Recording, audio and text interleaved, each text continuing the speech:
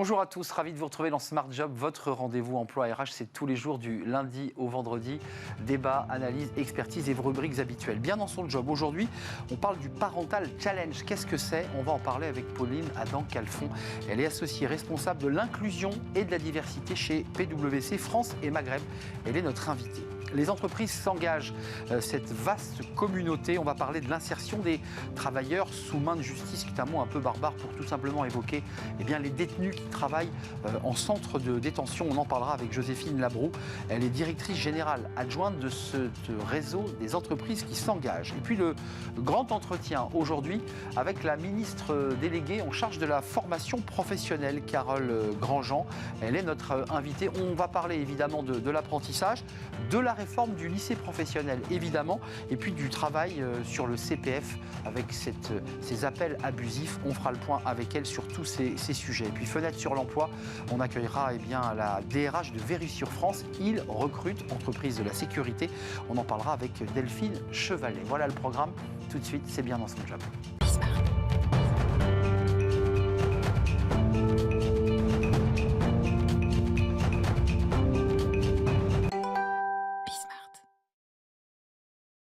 Bien dans son job, on parle de la parentalité qui est un sujet important, équilibre vie pro, vie perso, et on en parle avec Pauline Adam-Calfon. Bonjour Pauline.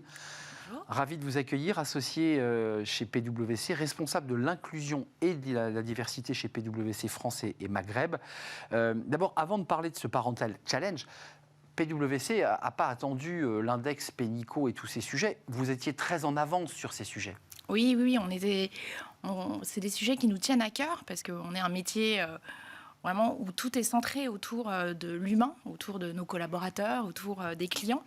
Depuis 2017, on a mis en place un programme qui s'appelle Be Well, Work Well, où l'idée c'est d'offrir la meilleure expérience possible à nos collaborateurs. Et dès 2017, on avait mis en place des mesures autour de la parentalité. La parentalité, c'est important parce qu'il y a des consultants. Il y a aussi beaucoup de consultantes. Il y a un travail, j'ai vu, important, c'est des sujets tabous sur les fausses couches, donner des jours aussi pour permettre à la femme qui a traversé cette épreuve de se reposer. Il y a beaucoup comme ça, d'actions très concrètes qui montrent que vous êtes dans le care, vous êtes dans l'accompagnement. Absolument. Il y a un cadre réglementaire qui, de toute façon, pousse les entreprises à aller de plus en plus loin, mais ce cadre, il ne va pas forcément suffisamment loin par rapport aux standards qu'on a envie de mettre en place.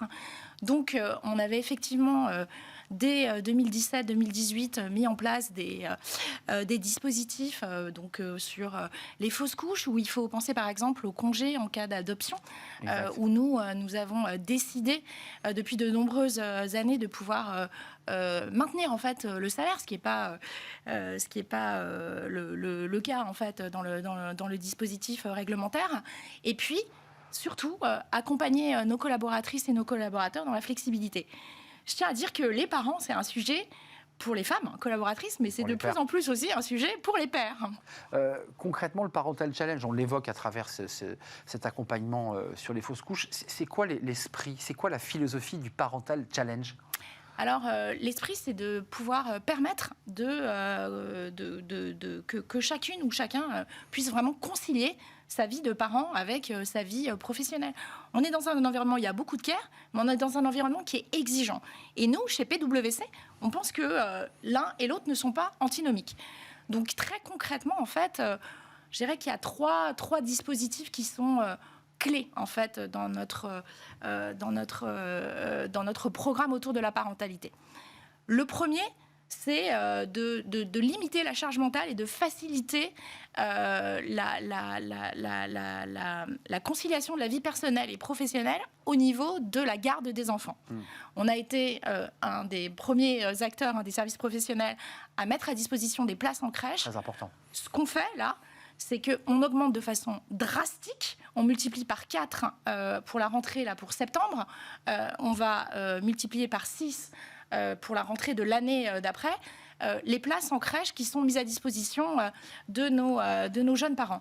Pauline Adam-Calfon, ça veut dire très concrètement la consultante ou le consultant d'ailleurs, vous consulte les DRH en disant je vais être papa, je vais être maman. Est-ce qu'il y a une place en crèche loin, près de chez moi? Parce que l'enjeu, c'est soit près du travail, soit près du domicile. Et oui, et surtout que chez PwC, on a aussi une petite complexité en plus, c'est qu'on travaille aussi chez des clients. Ben oui. Et donc, du coup, on a fait le choix d'avoir des partenariats avec un réseau de crèches de façon à offrir en fait différents lieux pour permettre à la collaboratrice ou au collaborateur évidemment de trouver le meilleur endroit. Parental Challenge, quand même un mot sur la flexibilité. Alors ça, c'est un sujet pour les consultants qui est le télétravail. Vous ne l'avez pas fait depuis le Covid, hein, c'est un sujet dans l'ADN de PwC, mais la flexibilité, il y a quand même une volonté des collaborateurs d'avoir des horaires les plus flexibles possibles. Là aussi, il y a un gros effort de fait chez PwC. Oui, donc la flexibilité, elle est vraiment incarnée chez PwC. Le télétravail, il y a évidemment le télétravail qui existe bien avant le Covid. Il y a tous les outils aussi qui permettent de faciliter le travail à distance. Ce qu'on souhaitait, et c'était important, et ce qu'on met en place, c'est une flexibilité augmentée pour les parents, pour pouvoir en fait... on va dire, déculpabiliser aussi la prise de parole pour dire, voilà, j'ai un rendez-vous chez le pédiatre, je vais pas être disponible je sais pas, de 15h à 16h. Il faut que ce soit un dialogue tout à fait possible, et c'est le cas. Et donc, cette flexibilité est accrue. Votre présence sur le plateau nous dit aussi que PwC veut offrir ces services, cette qualité de vie au travail, parce qu'il faut aussi à la fois retenir vos consultants, et puis il faut donner envie à ceux qui sortent des écoles de dire, moi je ne tourne pas le dos au Big Four, je veux rentrer chez PwC. Parce qu'il y a quand même un petit sujet. Il y a eu comme ça une belle poussée de ces talents qui sont venus chez vous. Et puis là, on voit comme ça un monde, une relation au travail un peu disruptée. Ça, c'est aussi une manière de leur dire, si vous venez chez nous, vous allez avoir une qualité de vie qui est exceptionnelle. C'est ça aussi l'enjeu, c'est de les retenir et de les faire venir. Exactement. Chez nous, d'ailleurs, ils sont étonnés quand ils arrivent chez nous. On a aussi des services de conciergerie qui permettent aussi d'éliminer toute la charge mentale, quelque chose d'important. Et cette flexibilité qu'on a voulu mettre en place, c'est aussi la possibilité de faire du sur-mesure. Je veux juste m'arrêter sur ce point. Ça, c'est important, oui. On a des situations très particulières. Chaque situation est différente. Et on n'a pas voulu faire un dispositif où c'est la même chose pour tout le monde.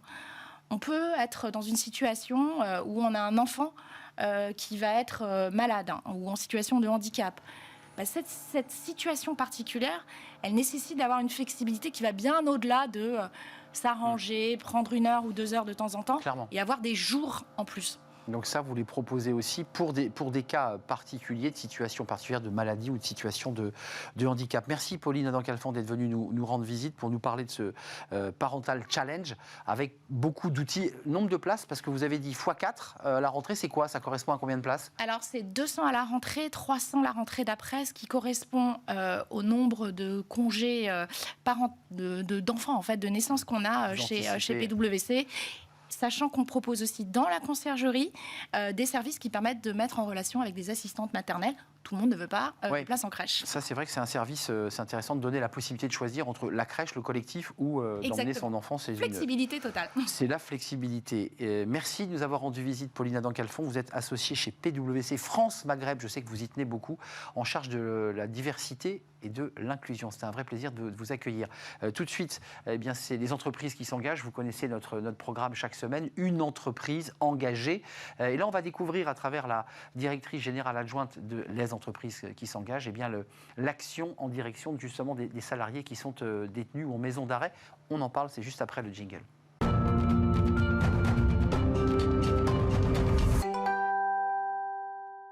Et notre rubrique, les entreprises s'engagent, pour donner la parole chaque semaine aux entreprises engagées dans cette vaste communauté de partage d'expériences et puis tourner évidemment vers l'emploi des jeunes. Là aujourd'hui, on va prendre un petit peu de hauteur et être un peu transversal à travers la présence de Joséphine Labroue. Bonjour Joséphine. Bonjour. Ravie de vous accueillir, directrice générale adjointe.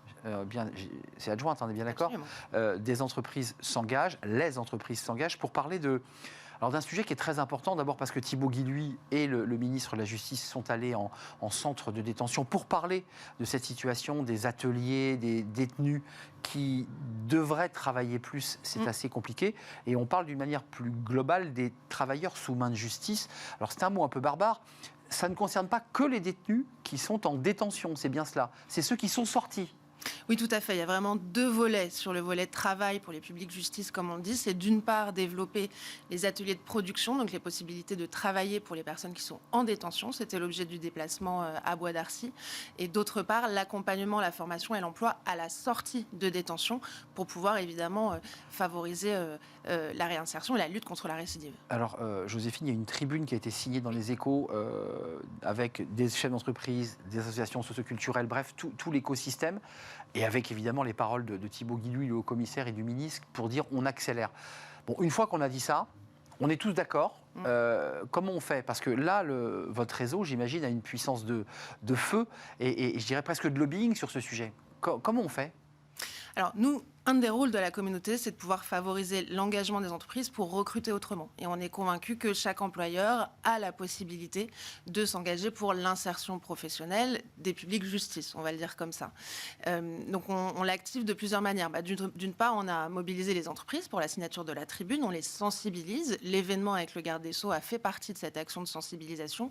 Et d'autre part, on active aussi bien sûr nos clubs départementaux à travers un certain nombre d'expérimentations et d'actions pour rapprocher les entreprises du secteur justice qui ne se connaissent encore assez peu. Je trouve que c'est un sujet passionnant. D'abord, c'est un sujet anti-récidive, parce que si on réussit à donner un emploi pérenne à un détenu en sortie, on sait que c'est dans les 6 mois qui suivent une sortie que le risque de récidive est là, parce qu'on n'a pas de travail. Et puis, c'est aussi mobiliser les chefs d'entreprise pour leur dire, n'ayez pas peur. Faites-le, tendez-leur la main, vous verrez. Comment on fait d'abord pour détecter les compétences? Parce qu'il y a un vrai sujet de compétences. Comment on peut l'organiser et comment ça s'organise? Parce qu'il se passe des choses, évidemment, en prison. Oui, nous on croit beaucoup à la vertu du terrain et c'est pour ça qu'on a nos fameux clubs départementaux partout. Là, ce qu'on a mis en place, c'est, donc vous connaissez sans doute les services de probation et d'insertion professionnelle. Ce sont les conseillers d'insertion pour les personnes... Les SPIP, exactement, qui accompagnent les personnes à leur sortie. Là, on a lancé quelque chose de tout simple, c'est de faire en sorte que les SPIP connaissent mieux les entreprises du territoire et que les entreprises connaissent mieux les SPIP et donc les publics qui sont accompagnés. Et donc ça permet de faire le lien, de repérer les compétences et de faire des parcours dedans-dehors, comme on dit, plus fluides pour pouvoir accompagner et proposer des solutions dès la sortie. La tour de contrôle, c'est les services de probation qui vous disent, tiens, j'ai ce détenu qui va sortir, il est menuisier ou il est ébéniste, et lui... Il y a peut-être moyen. L'enjeu ensuite, c'est de faire se rencontrer. Alors c'est intéressant parce que là aujourd'hui, la philosophie, c'est de faire rentrer l'entreprise dans les écoles. Là, c'est la même philosophie, c'est de faire rentrer l'entreprise au sein des maisons d'arrêt et des centres de détention pour dire, voilà, nous, on propose du boulot. C'est ça l'idée. Exactement. Et on le fait avec l'ATIGIP, qui est le service du ministère de la Justice qui travaille sur ce sujet-là. Et par exemple, on va organiser en 2023 30 visites de centres de détention, de maisons d'arrêt avec des entreprises de nos clubs. La dernière a eu lieu le 13 avril dans la Somme pour présenter les possibilités d'implantation en détention ou d'embauche. Et apparemment, ça va porter ses fruits puisqu'une entreprise de la communauté va très certainement pouvoir implanter un atelier dans la maison d'arrêt d'Amiens. Mais vous avez raison, parce qu'il y a quand même l'idée de faire se rencontrer physiquement. On est quand même beaucoup, moi qui ai tourné plusieurs sujets dans des prisons, on est sur des fantasmes, une vision très lointaine. C'est intéressant d'emmener ces chefs d'entreprise pour qu'ils se rendent compte qu'en face d'eux, ils ont un être humain qui a pris le mauvais chemin, mais rien ne l'empêche de reprendre le bon. Parce que c'est ça l'enjeu aussi, c'est de lui tendre la main physiquement. Ils sont prêts, les chefs d'entreprise? Là, vous avez déjà, j'imagine que vous recensez déjà les entreprises qui sont prêtes à embaucher. C'est quoi les potentialités par rapport au nombre de détenus et aux capacités de pouvoir les insérer? Vous avez quelques chiffres à nous proposer? Oui, on voit vraiment une évolution. Il y a 10-15 ans, les entreprises souvent ne disaient même pas qu'elles avaient un atelier de production en détention. Elles le cachaient. Il y a vraiment eu un énorme changement dernièrement parce que les entreprises ont compris que cette action rentrait aussi dans leur démarche d'engagement, voire leur démarche de RSE. Moi, je l'ai vu lors du déplacement à Bois d'Arcy. Il y avait des détenus... C'est une centrale, à Bois d'Arcy. C'est une maison d'arrêt. Une maison d'arrêt. C'est une maison d'arrêt. Il y avait des détenus qui étaient donc sur leur poste de travail. Et nous, on avait fait venir une centaine de chefs d'entreprise qui ont pu échanger avec eux et justement un peu casser les murs pour aller à la rencontre et avoir une meilleure prise de conscience de ce que c'est. Joséphine, avant de nous quitter, il y a l'enjeu de ceux qui sont déjà formés et qui ont eu une formation, mais on sait que dans les maisons d'arrêt, il y a beaucoup de jeunes non formés, et la prison a été finalement la seule école qu'ils ont eue. Il y a quand même un enjeu de formation. Alors, il y a des classes, il y a de l'accompagnement, il y a des cours de français. Est-ce qu'il faut encore un peu plus accentuer aussi la formation au sein des maisons d'arrêt? Oui, sans doute. Et le rapprochement avec le monde économique, très certainement, permettra de travailler une meilleure adéquation entre les besoins d'embauche et les processus de formation qui peuvent être mis en place. Aujourd'hui, nous, on a 300 entreprises qui sont déjà engagées sur le sujet justice pour l'implantation en détention, l'accompagnement à la sortie. On en aura très certainement 1000 bientôt. Aujourd'hui, c'est 28% des détenus qui travaillent. Et l'objectif qui a été fixé par le garde des Sceaux, c'est de passer à 50% de détenus qui travaillent. Donc ça, on active l'ensemble de la communauté. De détenus en intérieur de prison ou dans le cadre de la sortie? C'est en intérieur, 50. Oui, les 50%, c'est en intérieur. Ambitieux. Et on travaille aussi la complémentarité pour l'extérieur. Évidemment, les entreprises s'ouvrent de plus en plus à de nouveaux profils, à des nouvelles manières de recruter. Et on est convaincu que les publics justice font partie de ces nouveaux profils qui peuvent apporter des choses aux entreprises. Donc, on appelle toutes les entreprises à s'engager sur le sujet via notre plateforme, lesentreprises-s'engagent.gouv.fr ou via nos clubs. Les clubs, et allez donc voir dans votre département, parce qu'il y a beaucoup de départements très dynamiques, je pense notamment à la Loire-Atlantique, pour ne citer que lui, ils sont déjà venus sur notre plateau. Allez voir peut-être pour une visite, d'abord si vous ne l'avez jamais fait, ça vous donnera l'occasion aussi de découvrir l'univers carcéral et d'aller à la rencontre de ces détenus, qui sont des êtres humains à part entière, formés et qui ont probablement envie de travailler. Merci Joséphine Labroue de nous avoir rendu visite, directrice générale adjointe. Les entreprises s'engagent avec ce site. Allez donc y jeter un œil, et puis si vous avez envie de rejoindre la communauté, c'est pas très compliqué. Non, il faut aller sur le site lesentreprises-s'engagent.gouv.fr, cliquer sur s'engager, se connecter. Ensuite, il y a un parcours individualisé, personnalisé qui vous est proposé pour vous accompagner les entreprises sur cette thématique, mais aussi plein d'autres, la jeunesse, l'inclusion, la sobriété. Ça se développe, allez-y. Simple comme bonjour. Merci Joséphine. On tourne une page, on fait une courte pause et on accueille dans le cercle RH la ministre déléguée à la formation, Carole Grandjean. Beaucoup de sujets évidemment. C'est un peu le cœur du réacteur de la campagne d'Emmanuel Macron, la formation. On va parler évidemment de la réussite de l'apprentissage en France. C'est un vrai succès, plus de 800 000 apprentis. On va parler aussi de la réforme du lycée professionnel. On parlera du CPF et des enjeux de la formation. Et elle est notre invitée. C'est un grand entretien juste après la pause avec la ministre déléguée à la formation professionnelle.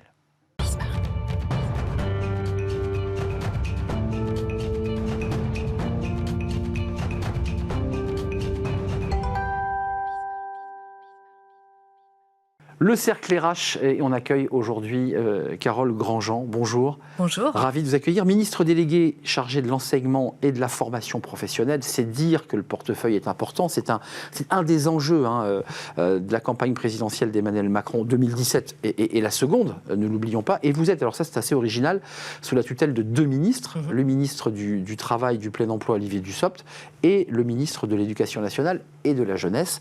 C'est un vrai plaisir de vous accueillir parce qu'on parle beaucoup de formation sur ce plateau. D'abord, un tout petit mot pour, non pas l'enjamber, mais le traiter. Allocution du président de la République, il a lancé finalement les grands chantiers de réforme.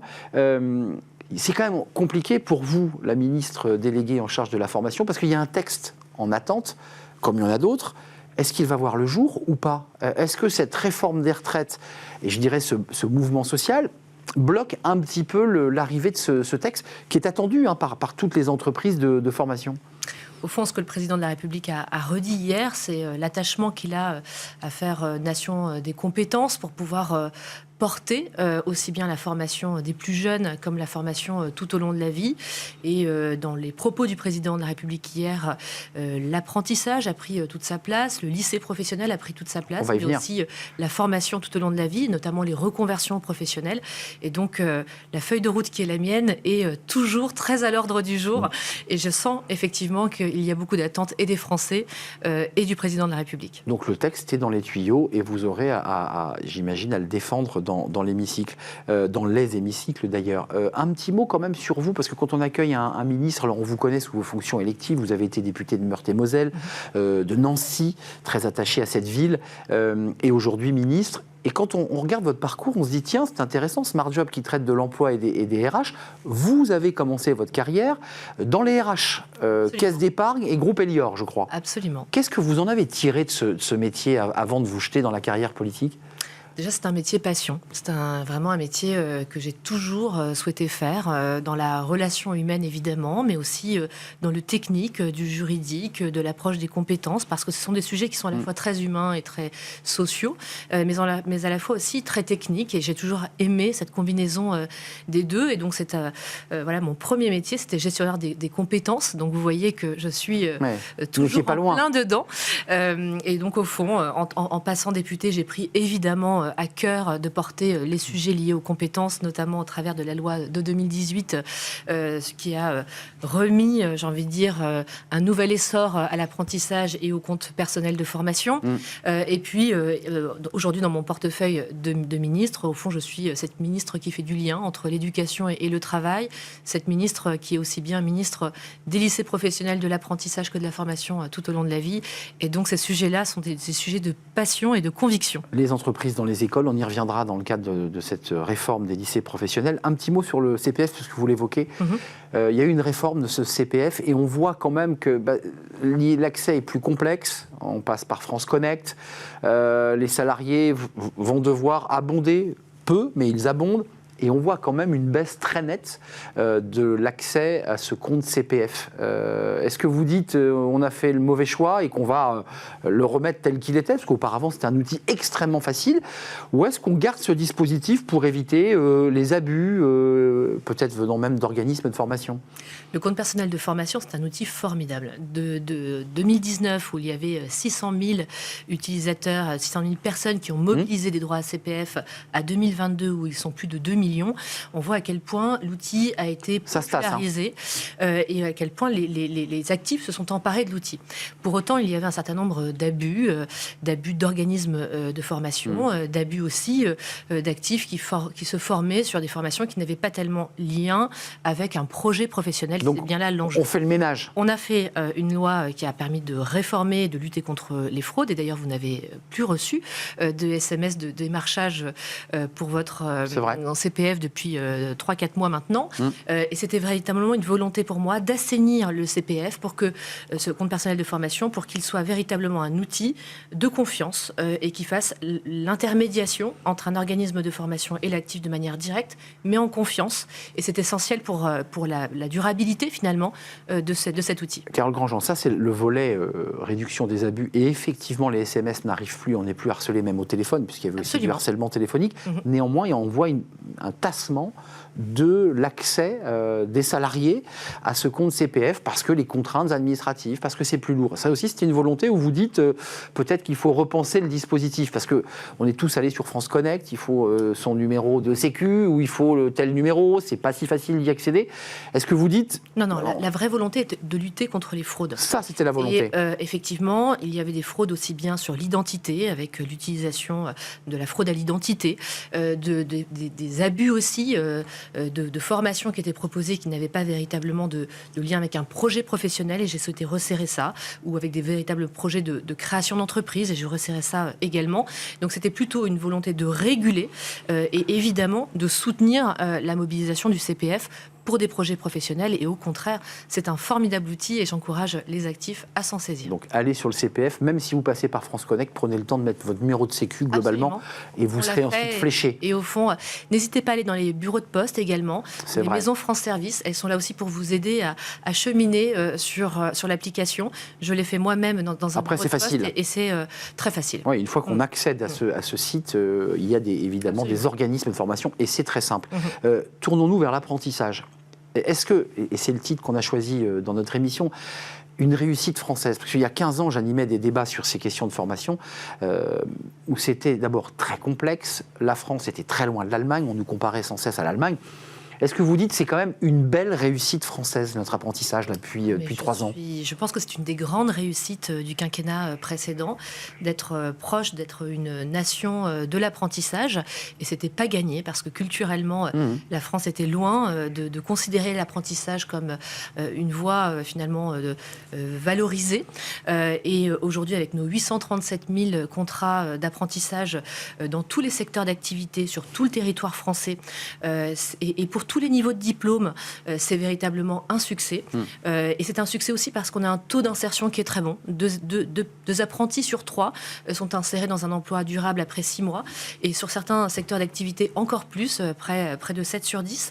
Donc on voit à quel point c'est un outil intéressant qui a permis probablement aussi de réduire le taux de chômage des jeunes. Et c'était évidemment une visée du président de la République. Alors on a battu un record, vous avez évoqué ce chiffre de 837 000 contrats d'apprentissage signés, qui sont des vrais contrats de travail.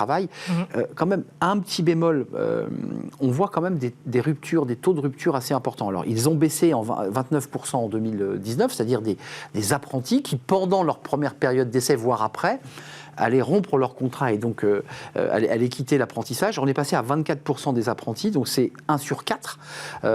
Est-ce que c'est un sujet d'inquiétude pour vous ?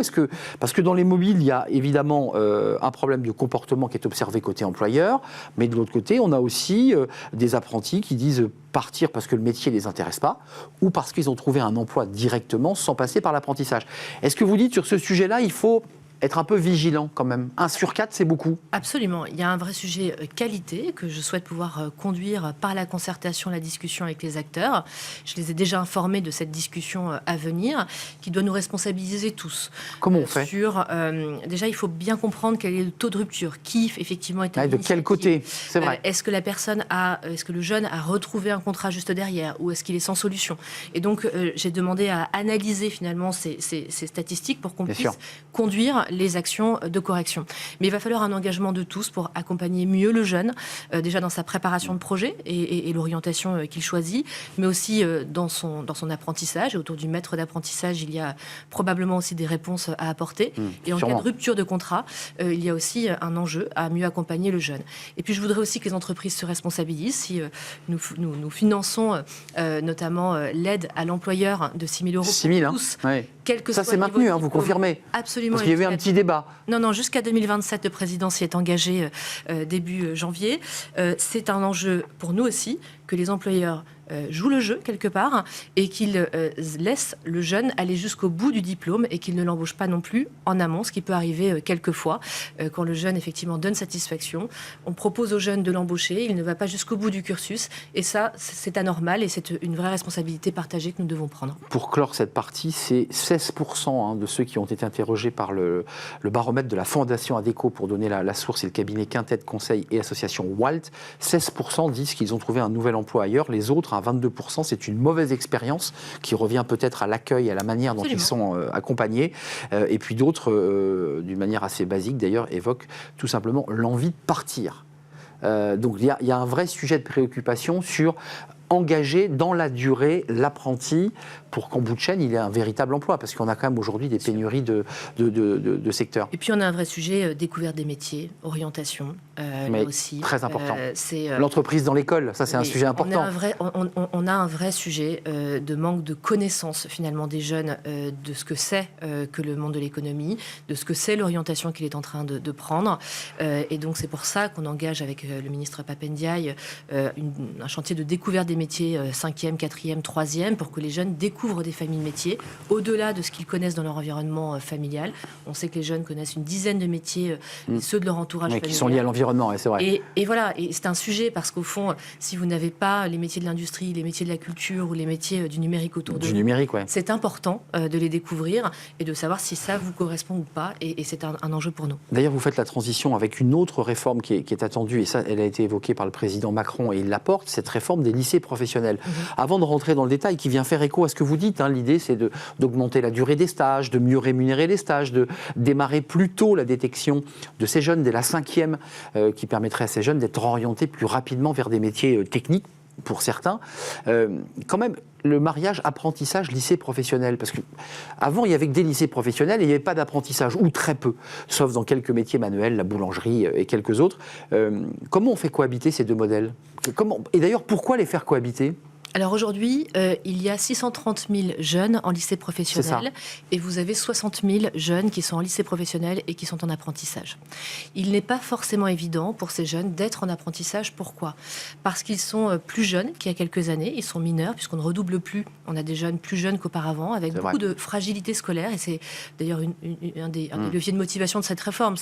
Il n'est pas destiné d'être en difficulté scolaire pour être orienté vers le lycée professionnel. Excusez-moi, c'est ce qui se disait beaucoup à une époque. C'était les filières dépotoirs tirant en lycée professionnel, ce qui ne valorisait pas les métiers. Et c'est un problème parce qu'en fait, véritablement, cette voie professionnelle, elle ouvre des perspectives de carrière qui sont tout à fait intéressante et valorisée, il y a du travail, notamment financièrement, avec des vraies perspectives d'évolution. Et donc on voit qu'aujourd'hui, il y a un déficit de reconnaissance de la filière du lycée professionnel sur laquelle je souhaite travailler. Il y a 5 ans, on a travaillé sur la reconnaissance de l'apprentissage comme voie au fond d'excellence et d'insertion dans l'emploi. Mon chantier aujourd'hui, c'est de faire de même pour le lycée professionnel, mais pas forcément de faire du tout apprentissage, ni de sortir du caractère national des diplômes, mais de travailler sur la reconnaissance de cette voie en lui donnant au fond plus de prise entre entreprise et école et qu'il y ait plus de proximité entre l'entreprise et l'école. Et de stage, parce que vous insistez beaucoup sur ce sujet. De stage, mais aussi plus de développement de partenariat avec les entreprises, mais aussi des formations qui soient plus, j'ai envie de dire, accompagnatrices des grandes transitions, notamment numériques, écologiques ou démographiques. Avec donc des fins de filière, vous confirmez ça? On va se tourner plus vers le climat, absolument. Le numérique, et on va abandonner quoi? Vous avez fait le choix? Parce que visiblement, c'est pas tranché. Alors, on a un outil qui s'appelle InserJeune, qui est un bel outil, d'ailleurs, que je conseille aussi aux parents, parce que cet outil-là permet de voir quel est le taux d'insertion dans l'emploi et le taux de poursuite d'études des formations qu'il vise. C'est vrai. Et tout simplement, sur ces indicateurs-là, les formations les moins effectives, qui emmènent le moins vers l'emploi ou la poursuite d'études, seront appelées à être fermées. Dans des métiers tertiaires, Manuel, c'est quoi les... Par exemple, les métiers tertiaires. Alors, ce qu'on observe, c'est qu'effectivement, les taux d'insertion sont meilleurs dans les filières production. Bien sûr. Et là, on voit aussi que 40% de filles sont en lycée professionnel, mais elles ne sont que 13% dans les filières de production. Ouais. Donc c'est pour moi un vrai sujet aussi de parité entre les filles et les garçons. Mais c'était un sujet pour moi surtout de pilotage par rapport à ces indicateurs de taux d'insertion et de poursuite d'études. Et puis on va faire beaucoup aussi pour accompagner les fragilités des élèves et faire en sorte qu'ils soient accompagnés dans leurs projets professionnels, accompagnés dans leurs difficultés scolaires, et puis préparer aussi à mieux vivre cette période de stage pour qu'elle soit vraiment pleinement vécue. Et c'est tout cela qu'on est en train de construire, mais avec les équipes pédagogiques qui sont formidables en lycée professionnel. Oui, souvent de bon niveau d'ailleurs, ces professeurs qui accompagnent les élèves. Quand vous dites fragilité, vous parlez d'élèves qui ont finalement parfois des lacunes, des difficultés dans le langage scolaire, dans l'orthographe. C'est ça les sujets qui sont sur la table et qui sont face aux professeurs. Absolument. Comment on fait là? On remet une piqûre de rappel, on insiste. L'idée, c'est d'aller faire plus de sous-groupes, d'aller accompagner mieux le projet de l'élève, donc entre ceux qui veulent poursuivre des études et qu'on souhaite véritablement renforcer pour mieux les préparer à aller se raccrocher aux études supérieures, ou des élèves qui vont par exemple être allophones ou en situation de handicap ou avec de grosses difficultés scolaires tout simplement, et avec qui on va travailler même sur des difficultés d'illettrisme, parce qu'on a de vrais enjeux en lycée pro aussi à ce sujet. Texte de loi, en tout cas en préparation avec des filières à l'arrêt, ça sera pour septembre. Avant de nous quitter, parce que le temps file. Une réforme progressive, qui va s'installer progressivement. Oui, c'est pas un coup près qui tombera sur les lycées. Demain, tous reconvertis, c'est vous qui avez fait l'ouverture de ce salon, alors de la reconversion, qui est un mot, là aussi, qui peut être utilisé à double tranchant. On peut avoir vécu le Covid et de se dire, je pars élever des chefs dans le Périgord, ça c'est la reconversion positive, puis il y a les reconversions, entrons dans le vif du sujet, où on dit, votre filière va disparaître et il va falloir vous reconvertir. Ça, c'est plus douloureux. Qu'est-ce que vous mettez en place concrètement pour ce public, pour ces salariés-là ? Alors ce sur quoi je me suis exprimée sur l'ouverture de cet événement, qui est un événement majeur parce qu'un jeune aujourd'hui, il va changer de métier entre 13 et 15 fois dans son parcours de carrière, donc on voit à quel point l'enjeu est crucial pour l'employabilité tout au long de la vie. Et donc mon enjeu, il est au fond de faire le diagnostic qu'on a un empilement de dispositifs en France qui sont tous bien pensés, mais en fait assez mal utilisés, difficiles à mobiliser. Donc l'idée est de simplifier tout cela et de construire plutôt un modèle modèles d'alternance tout au long de la vie et qui permettent d'accompagner le projet de l'actif, quel que soit son âge, qu'il ait 40 ans et qu'il ait envie de changer de projet professionnel parce que, au fond, c'est son choix ou parce qu'elle ait subi cette réorientation professionnelle, et de mieux articuler aussi les outils entre compte personnel de formation, validation des acquis de l'expérience, et je suis très engagée sur une rénovation de la validation des acquis d'expérience. Valoriser encore plus les compétences acquises dans l'entreprise. Absolument. En entreprise et en dehors. Et en dehors. Aujourd'hui, c'est vrai qu'on a une culture française du diplôme de formation initiale qui est très implantée. On a du mal à aller reconnaître l'expérience professionnelle et lui donner un niveau de diplôme. Et on a du mal aussi à se dire qu'une expérience en dehors du monde professionnel, qu'elle soit associative, qu'elle soit politique, syndicale, peu importe, vaille aussi un niveau de compétence qui puisse être reconnu de manière complète ou partielle dans le cadre d'un diplôme. Avant de nous quitter, je vous rappelle d'un article des Échos qui disait les métiers de 2035, on ne les connaît pas encore. Et ça, c'est, j'imagine, un tableau de bord sur lequel vous travaillez avec des experts et des chercheurs, au même titre que vous aviez des statistiques sur les apprentis. Est-ce que vous avez les nouveaux métiers qui sont devant et vous dites cela, il faut impérativement reconvertir une partie de notre population et de salariés qui sont dans le thermique des moteurs. Absolument. Et qui, dans 10 ans, on leur dit peut-être même moins, c'est fini, vous ne ferez plus de moteur thermique. Comment on organise ça? Quels sont les nouveaux métiers qui sont devant nous là? C'est ce que j'indiquais tout à l'heure, notamment pour le lycée professionnel, remobiliser le lycée professionnel vers ces grandes filières. On sait que les transitions écologiques, numériques et démographiques, notamment vers le grand âge, sont des enjeux majeurs. Et par exemple, la Première ministre nous réunit demain avec quelques ministres, et moi dans ma compétence sur la formation, pour aller accompagner ces grandes transitions, notamment écologiques, demain, pour aller accompagner les nouveaux métiers. Les nouveaux métiers, notamment dans l'énergie et le transport, qui vont nécessiter de nouvelles compétences et sur lesquelles aussi bien le lycée professionnel que la formation continue doit être pleinement mobilisé pour former nos futurs actifs et nos actifs. Et donc ça veut dire derrière des relais soit en apprentissage, soit dans des filières, puisqu'il y a aussi des filières à créer, il y a des métiers. Absolument. On sait que ce métier existe, mais la filière n'existe pas. Donc il faut aussi enclencher des filières scolaires. C'est ça l'objectif final. Par exemple, là, je viens de créer un bac pro numérique. Il n'existait pas au lycée professionnel. Or, j'ai besoin de créer ces filières vers les métiers du numérique pour qu'elles participent à créer des parcours de, j'ai envie de dire, bac-3 à bac+5, qui permettent aussi d'emmener les jeunes de la voie professionnelle vers les filières du numérique, de la cybersécurité, de tous les développements finalement de la société. Et c'est un enjeu évidemment stratégique dans lequel la question des compétences et de la préparation des compétences est stratégique. Merci Carole Grandjean. Merci à vous. C'est un vrai plaisir de vous accueillir dans Smart Job et puis accueillir une ancienne DRH, c'est toujours un plaisir. Vous êtes la bienvenue. Quand vous le voulez, ministre délégué chargé de l'enseignement et de la formation professionnelle avec ce double ministère, Pape Ndiaye, Éducation nationale, et Olivier Dussopt, ministre du Travail, du Plein Emploi et de l'Insertion. Merci à vous. Merci. Tout de suite, c'est notre rubrique Fenêtre sur l'emploi.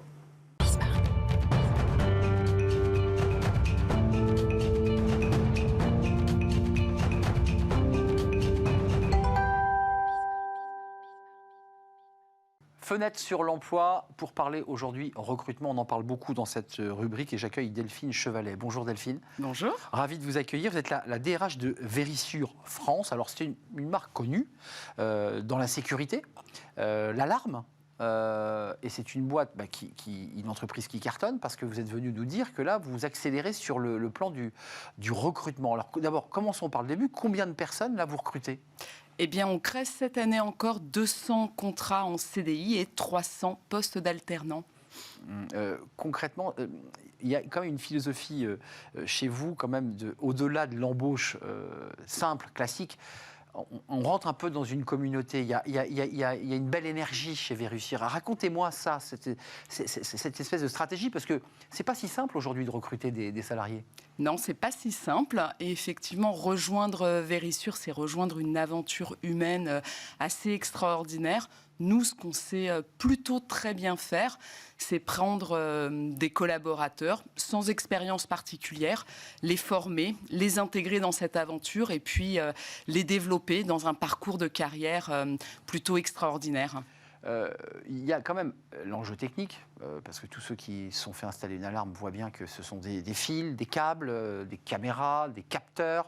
Ça, c'est l'enjeu technique. Et puis, il y a quand même un énorme enjeu chez ceux que vous recrutez, qui est le savoir-être.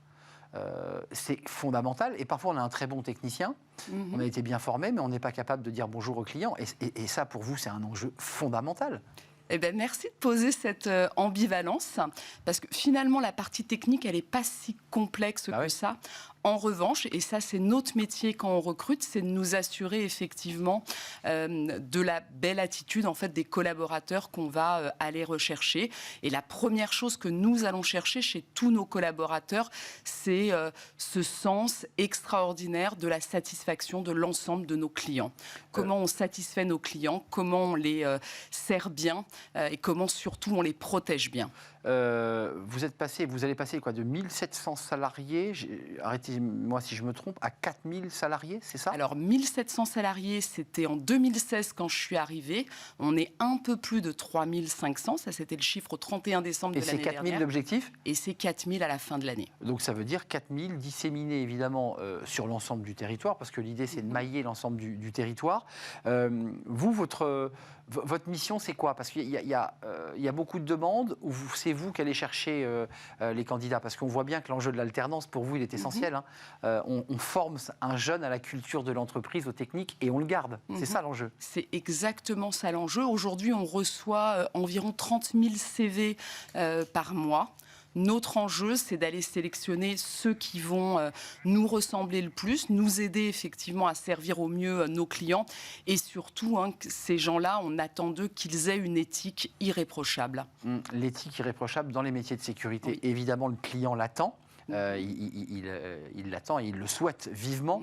Deux sujets quand même, sujet sur l'inclusion et sur la place des femmes. Alors ça, c'est un sujet important, l'inclusion, la diversité. Et ça, c'est quelque chose que vous portez. J'ai lu quand même que sur le volet des femmes, c'est une double question, c'était plus compliqué parce que quand on fréquente un tout petit peu le monde de la sécurité, c'est quand même un milieu d'hommes. D'abord sur l'inclusion, comment vous faites? Comment vous allez sourcer? Comment vous allez donner envie à des jeunes, du quartier prioritaire par exemple, de s'engager sur ces métiers? Alors oui, je vous confirme, c'est un secteur qui reste très masculin dans les codes, dans les représentations. Nous, on a... plusieurs sujets sur lesquels on travaille depuis des années. Tout d'abord, celui des femmes. 2016, 7% de femmes qui étaient commerciales chez nous. On est aujourd'hui à un peu plus de 20%. Alors, on peut se dire que ce n'est pas énorme, mais honnêtement, on a beaucoup dû travailler. D'abord pour donner l'envie à ces femmes de nous rejoindre et puis ensuite pour permettre à nos hommes de les accueillir comme il se doit. Vous parliez des quartiers. Là aussi, c'est un sujet pour nous extrêmement important. C'est tendre la main à ceux qui n'ont peut-être pas eu toute la chance de recevoir une éducation scolaire, on va dire, classique. Ça aussi, ça fait vraiment partie des choses qu'on a envie, sur lesquelles on a envie de travailler. Tendre la main au plus grand nombre pour leur permettre de réussir. Et puis un mot peut-être plus général, parce qu'on voit le développement de votre entreprise exponentielle de 1700 bientôt à 4000. Le marché va encore grossir. Enfin, je veux dire, la pression, les cambriolages, la peur et cette envie d'être en sécurité, c'est exponentiel. Enfin, j'allais dire presque infini. C'est presque infini, effectivement. Ce sentiment d'insécurité, il habite 69% des Français. Donc, le domaine des possibles est incroyable. Et puis, ça permet aussi à Vérissure de gérer une croissance extrêmement dynamique de l'ordre de 20% par an. Et c'est pour ça qu'on a besoin de créer de l'emploi et d'attirer et de fidéliser et de développer le plus grand nombre. Croissance à 2 chiffres, ça fait du bien à entendre. Ouais. Merci Delphine Chevalet d'être venue nous transmettre et de nous dire bien qu'il y a 200 emplois ouverts. Alors, allez sur le site Vérissure, parce que c'est des emplois partout en France, on est bien d'accord, on parle de Paris, mais ça peut se trouver dans toutes les grandes villes de France et villes moyennes de France. Merci de nous avoir rendu visite, directrice des ressources humaines France de Vérissure, avec des emplois ouverts. C'est un métier qui a du sens que de protéger les Français. Merci de nous avoir rendu visite. À très bientôt. L'émission est terminée. Oui, elle est terminée, mais on se retrouve évidemment pour un prochain numéro de Smart Job. Je remercie toute l'équipe qui m'accompagne. Je remercie Ulysse. Double remerciement à Ulysse à la réalisation. Je remercie Mathieu au son. Et je remercie évidemment l'équipe de programmation, Nicolas Juchat, l'incontournable. Et je remercie Alexis, évidemment. Merci à vous. Merci pour vos messages et votre fidélité. Je serai là demain. Bye bye.